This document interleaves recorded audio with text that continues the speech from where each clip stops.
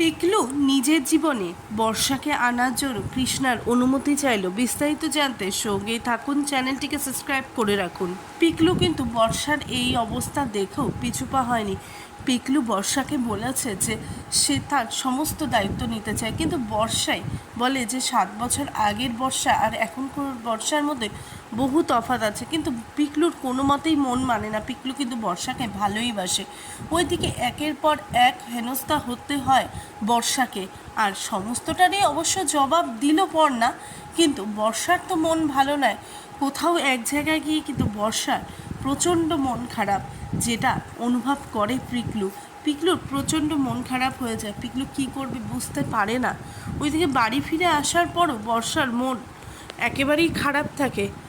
আর ওইদিকে পিকলুও ভাবতে থাকে যে কি করা যায় বর্ষার জন্য। বর্ষাকে কি আবার গানে ঢোকানো যায়?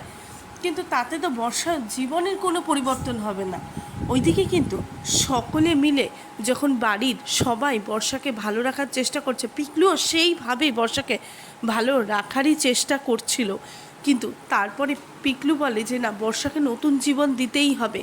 আর তার জন্য আগেরবার যেই কারণে পিছনে চলে এসেছিল, এবারে কিন্তু আর সেই কাজটা করবে না পিকলু। ঠিক এই কারণে পিকলু বর্ষার মা মানে কৃষ্ণার কাছে যায় আর তার থেকে অনুমতি চায় যে সে বর্ষাকে আবারও নতুন জীবন দিতে চায়। তো বর্ষাকে নিজের করে নিতে চায় পিকলু। তাহলে কি অবশেষে কৃষ্ণা বর্ষার দিকে তাকিয়ে সমস্ত কিছু ভুলে পিকলুকে নিজের জামাই হিসেবে আর বর্ষার নতুন ভবিষ্যতের জন্য মেনে নেবে? আপনাদের কি মতামত? মেনে কি নেওয়া উচিত? প্লিজ আপনারা আপনাদের মতামত অবশ্যই কমেন্ট বক্সে কমেন্ট করে জানান।